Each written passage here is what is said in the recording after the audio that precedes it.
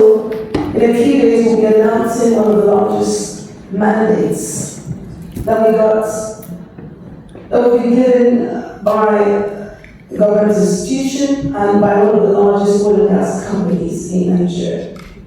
And a lot of people ask me, why do they come to you? Why? These are big companies. Only two of the largest oil and gas companies are clients of Woodhall Capital. Probably the largest. Why do they come to us? Can I tell you why? The markets reward confidence. The markets reward confidence.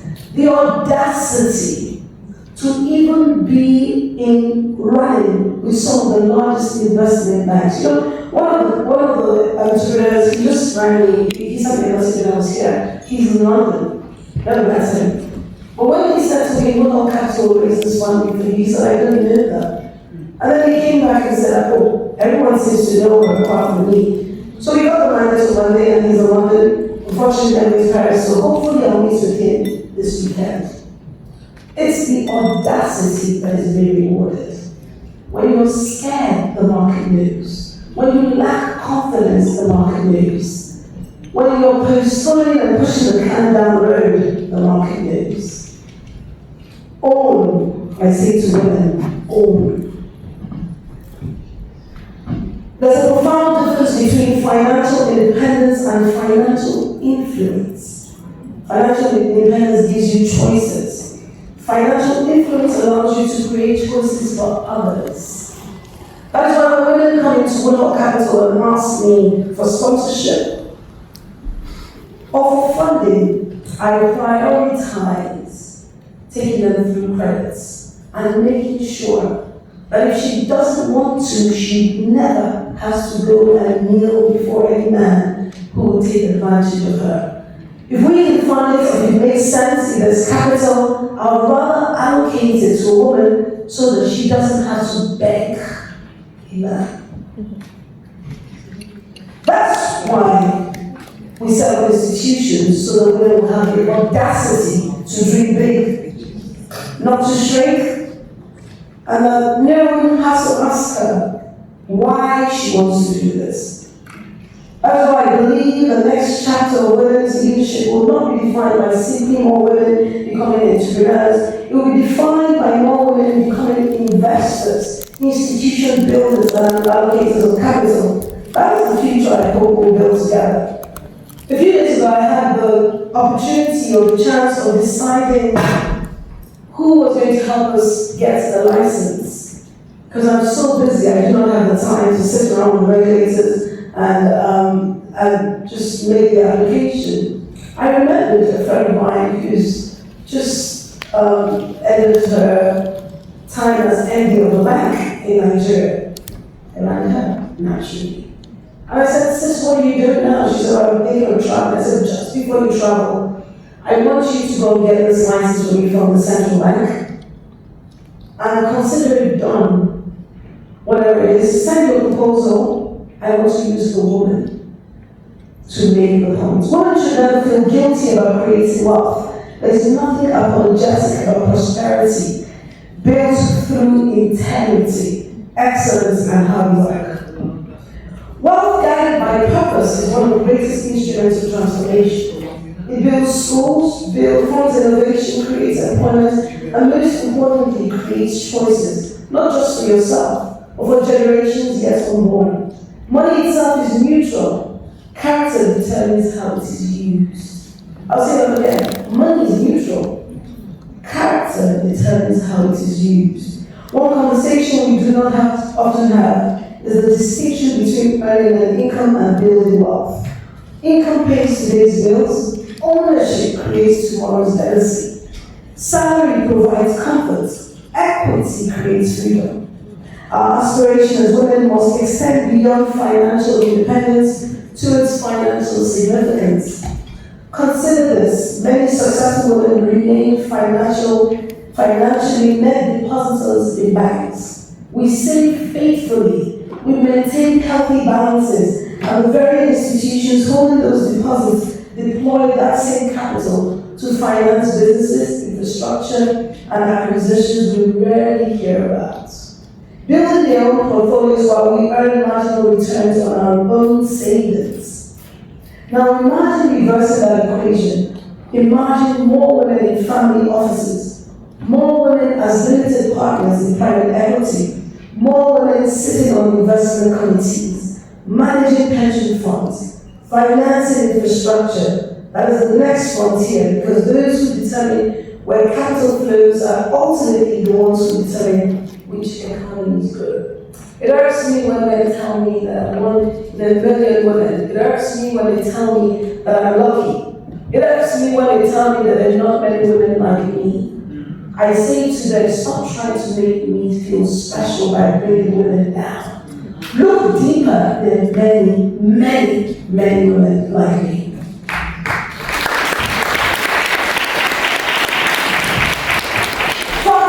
Conversations about women in businesses begin and end with SMEs. Let me be clear. Small and medium enterprises remain the backbone of every economy, and they will always deserve our support, but they must never become the ceiling of our ambition. Women should own manufacturing companies, finance renewable energy, build logistics and technology firms, and own ports, warehouses, and financial institutions of their own. We must move beyond thinking only about accessing capital and being thinking about deploying it every single time. SME women, SME women. I'm like, what about the 100 billion that they just asked me to fund? And if you go to those institutions, women are there. The simple question I want to ask you, how comfortable are we as women with other powerful women? Say that again.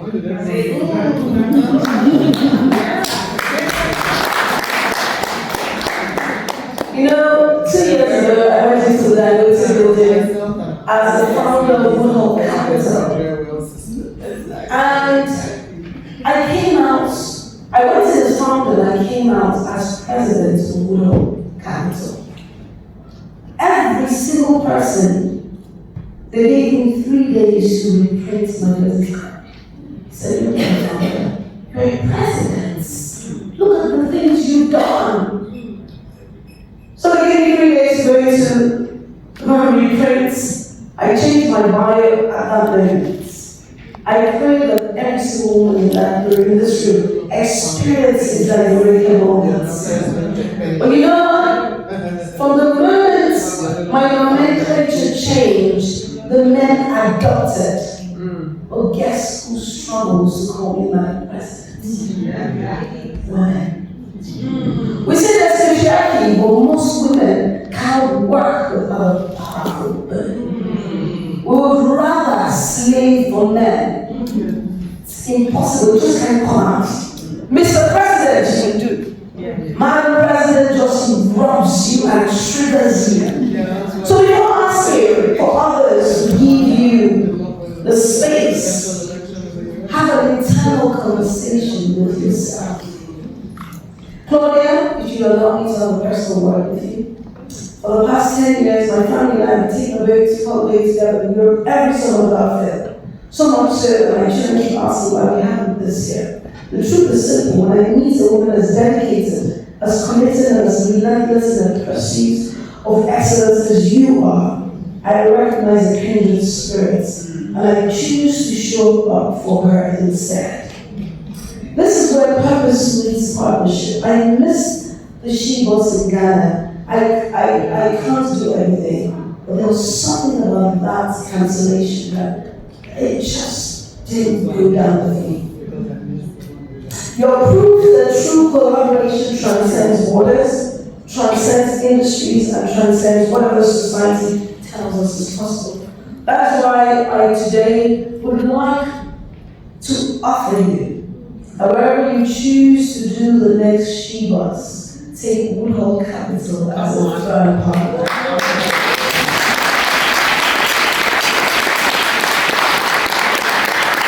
If you choose to do it in Lagos, of course, it's my job to promote my dear country. Consider our venue yours. And all our clients, consider yours. If you choose to do it in the US, consider that partnership done. I do not want to say we are living that reality.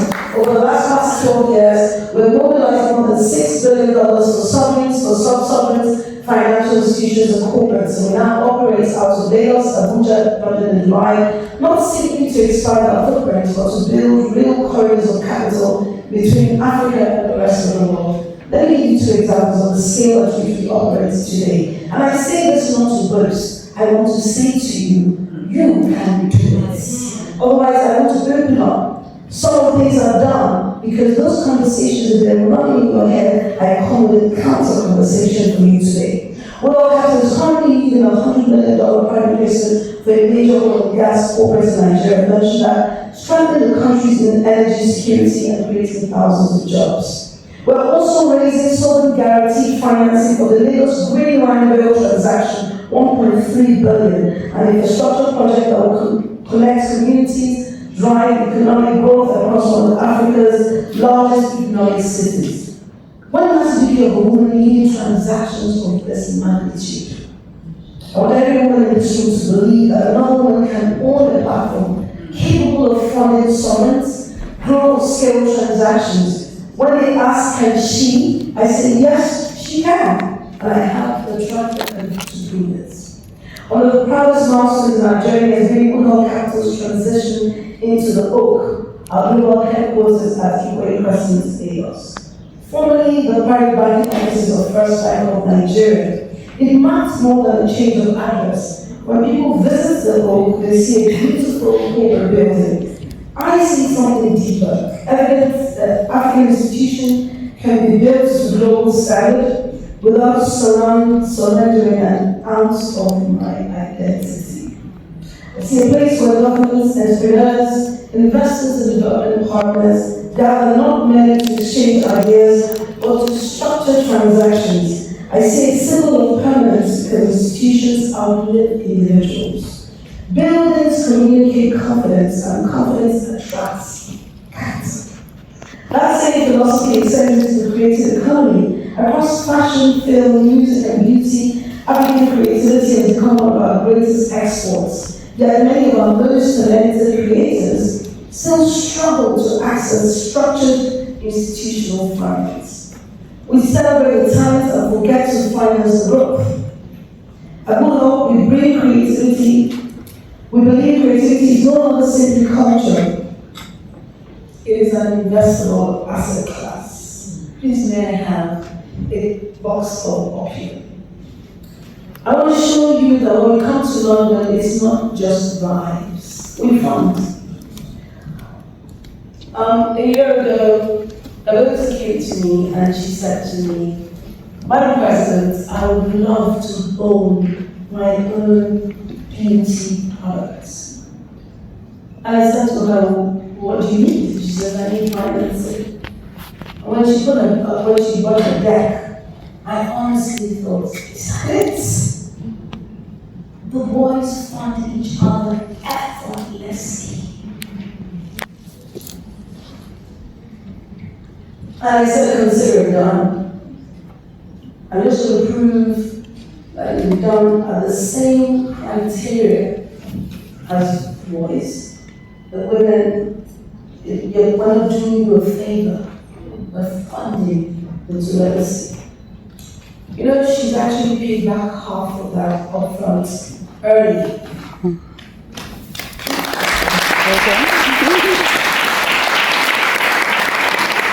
And she's launching officially in September. A few weeks ago, I got a call from my mentor, and he said to me that I want you to see the store on Oxford Street. And I went in there, and he said that they're looking for investments. And when he told me the amount, I decided, I make not emotional decisions, rational emotional decisions. So I saw a space that I'll be invested in so that Dabota can go global.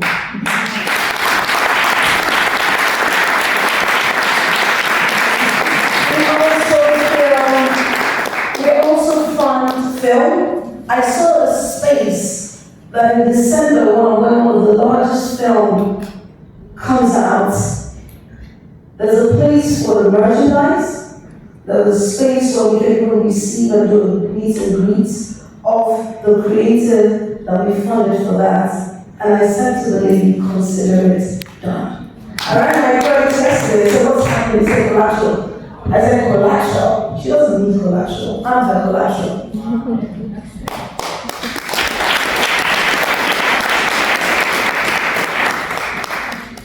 Dabota, please stand up. I see more than a beauty brand. I see an African legacy in the making, capable of competing globally. Our investment was not charity, just in case somebody comes down the line and rewrites history. We worked for it, the credit approved it. It was conviction, a belief that African beauty deserves African capital. I am proud of you. And I'm hoping that when you go later on to the store, before the end of the summer, your beauty products will be on the store and the shelf of that store and declaring that your sales will now be global. Congratulations. We also partnered with that company media led by the visionary Mrs. Toyosi Esinafia, who joins us today but she couldn't. Capital is scarce. Toyosi and her team are building infrastructure for African storytelling, content that resonates globally while preserving our culture. Because if we do not finance our own stories, we cannot control how they explode. These are not isolated gestures. They reflect a single philosophy that Africa's greatest export should compete globally, scale globally, and generate wealth globally. And this opportunity is increasingly available to visionary women prepared to think beyond their immediate markets. I said at the start of this address that the real conversation before us is ownership of identity, of expertise, of wealth, of institutions. Allow me to make that personal for a moment. For most of my career, I've been the only woman in the room, often the only African woman in the room, and I learned early that if you do not define yourself, the room will happily do it for you. So I stopped apologizing for my accent, my identity, where I come from, what I represent. Confidence is not about being the loudest in the room, it is about knowing your value before anyone else confirms it for you. No economy has ever grown because it's